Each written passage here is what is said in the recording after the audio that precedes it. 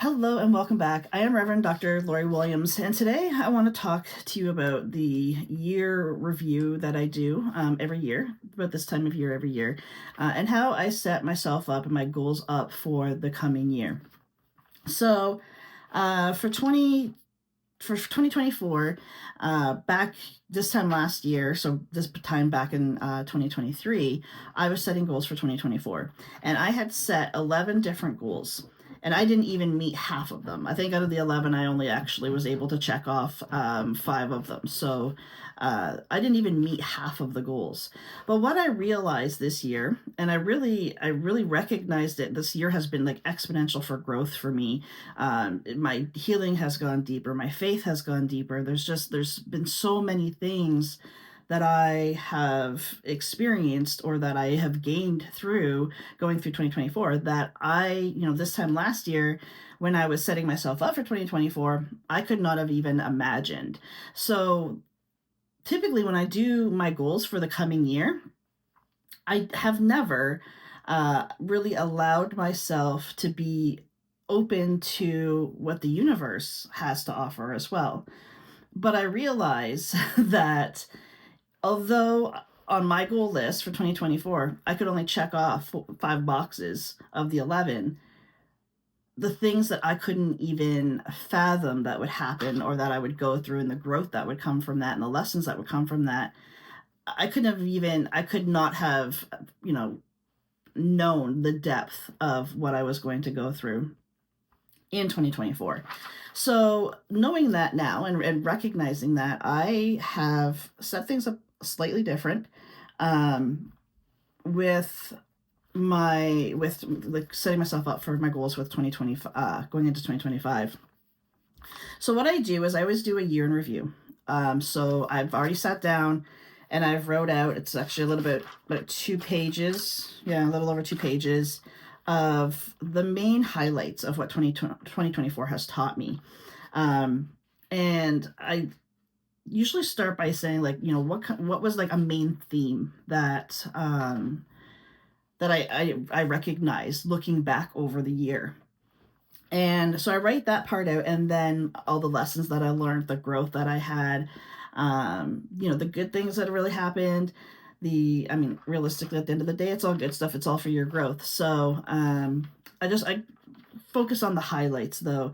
The hurdles that I had to go through, the outcome of those hurdles. I love to be able to look at the year as a whole. When you're looking, like, even right now, I'm looking into 2025, and I have no idea what 2025 is going to be for me, for the ones that I care about, and for my community. I have no idea what 2025 is going to necessarily look like, but I allow myself to get excited at the endless open opportunities. And I think being able to get yourself into that energy of excitement as you're doing this is just adds to the energy, the positive energy, and to the power of goal setting.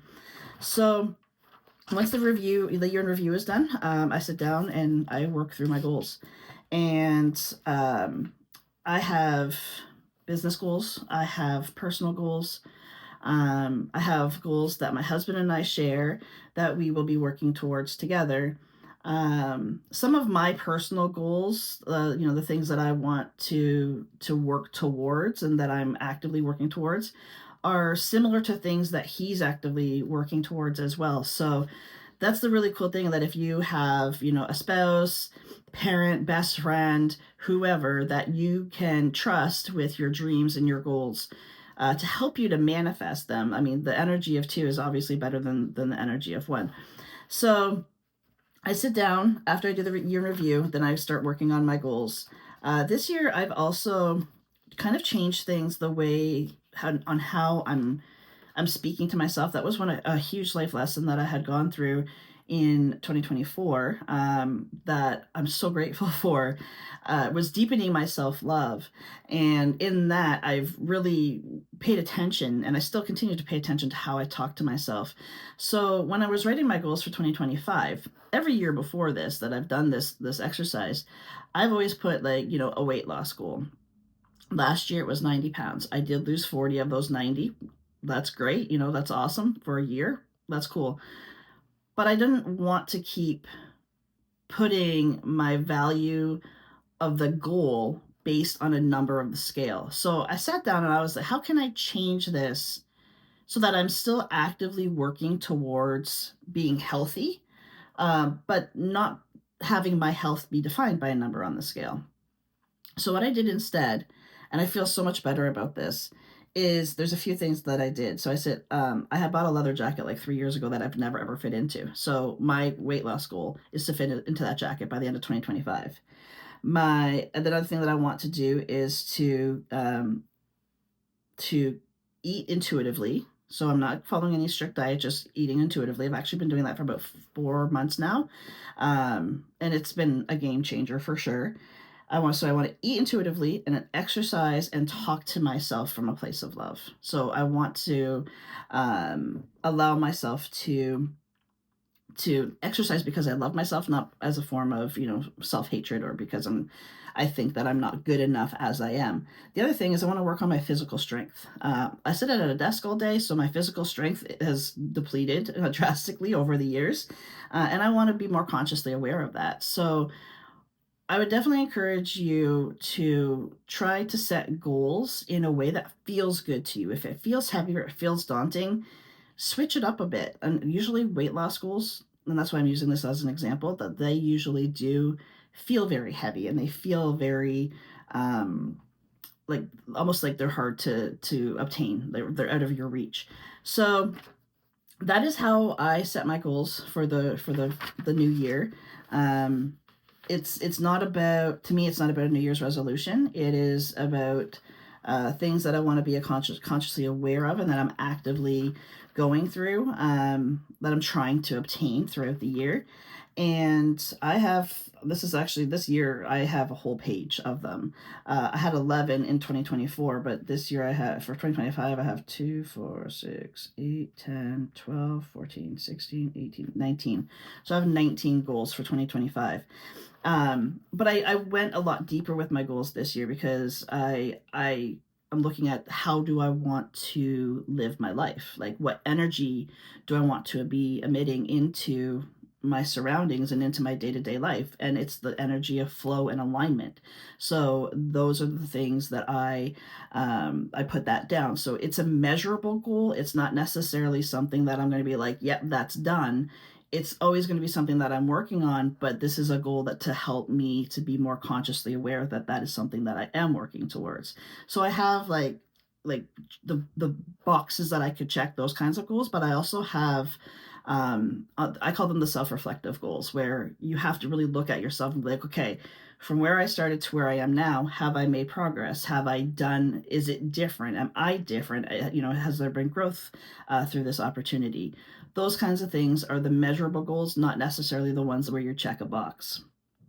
I have like travel goals, I have business goals, um, then, just things that I want to, uh, like things that I want to feel like joy and happiness. I want 2025 to be fun.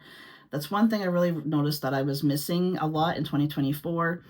You get stuck, I anyway get stuck in doing, I work a lot and I work hard and I just put my head down and I just do it, and that doesn't necessarily always equate to having, a lot of fun. I'm going to try to have a 50-50 split of fun with work, and find more of that balance that works for me.